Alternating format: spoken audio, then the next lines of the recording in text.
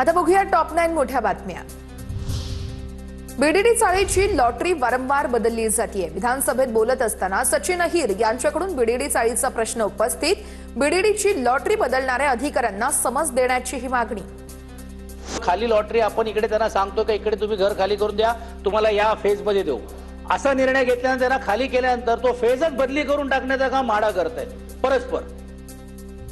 तोंडाला मास्क आणि हातामध्ये पोस्टर घेत आमदार अबू आझमींची विधान भवनामध्ये एंट्री। हातात पोस्टर घेत अबू आझमींनी गोवंडीतील प्रदूषणावरती लक्ष वेधलं। ठाण्याच्या चंदनवाडी परिसरात परप्रांतीय मासे विक्रेत्याचा किळसवाणा प्रकार समोर आलाय। पॅन्टमध्ये लघुशंका करून त्याच अवस्थेमध्ये मासे विकत असल्याचा धक्कादायक प्रकार घडलाय।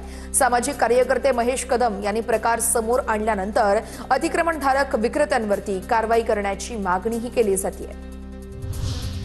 विदर्भासाठी राज्य सरकारची मोठी भेट आहे। महत्वाकांक्षी वैनगंगा नळगंगा नदीजोड प्रकल्पाला मान्यता। जलसंपदा मंत्री गिरीश महाजन यांचा ऐतिहासिक निर्णय। विदर्भातील घरगुती आणि औद्योगिक पाणी वापराचा प्रश्न सुटणार। नागपूर, वर्धा, अमरावती, यवतमाळ, अकोला, बुलढाणा, वाशिम आणि भंडारा या 8 जिल्ह्यातील 38 तालुक्यांमधून हा कालवा जाणार। 8 डिस्ट्रिक्ट और 38 तालुके 38 तालुके इनको पानी मिलने वाला है। इससे खाली किसानों को पानी नहीं तो पीने का पानी है, इंडस्ट्री के लिए जो लगने वाला पानी है वो भी उन्हें मिलेगा। एसटीच्या डिझेल खरेदीची निविदा प्रक्रिया इतर राज्यांसाठी खुली। कमी दरानं इंधन पुरवठा करणाऱ्या राज्याकडून इंधन खरेदी केलं जाणार। गुजराती कंपन्या व्हॅटच्या कमी भारामुळे कमी दरानं इंधन पुरवठा करू शकतात। सोलापूरमध्ये मोहोळ या ठिकाणी विनापरवाना छत्रपती संभाजी महाराजांचा पुतळा उभारल्याचं प्रकरण। राष्ट्रीय महामार्ग प्राधिकरणाच्या तक्रारीवरून अज्ञाताविरोधात गुन्हा दाखल। महामार्गाच्या राखीव जागेत छत्रपती संभाजी महाराजांचा पूर्णाकृती पुतळा उभारण्यात आलाय। नागपूर महानगरपालिकेच्या रेकॉर्ड रूम मधून 172 वर्क ऑर्डरच गायब।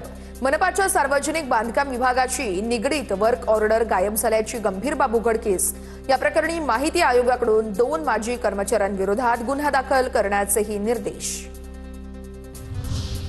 रत्नागिरीच्या सावर्डेमधील पोलीस उपनिरीक्षक एसीबीच्या जाळ्यात सापडलेला आहे। पीएसआय मनीष कांबळेला 25,000ची लाच घेताना अटक केली आहे। अपघातामधील मृताच्या विम्याची रक्कम मिळवण्यासाठी लाच मागितल्याचा प्रकार घडलाय। बीड जिल्हा आणि सत्र न्यायालय परिसरामध्ये वकिलालाच मारहाण झाली आहे। गाडी लावण्याच्या कारणावरून काही जणांकडून वकिलाला मारहाण झाली आहे। बार काउन्सिलच्या या सगळ्या वकिलांनी आता शिवाजीनगर पोलीस ठाण्यात धावही घेतल्याचं कळतंय।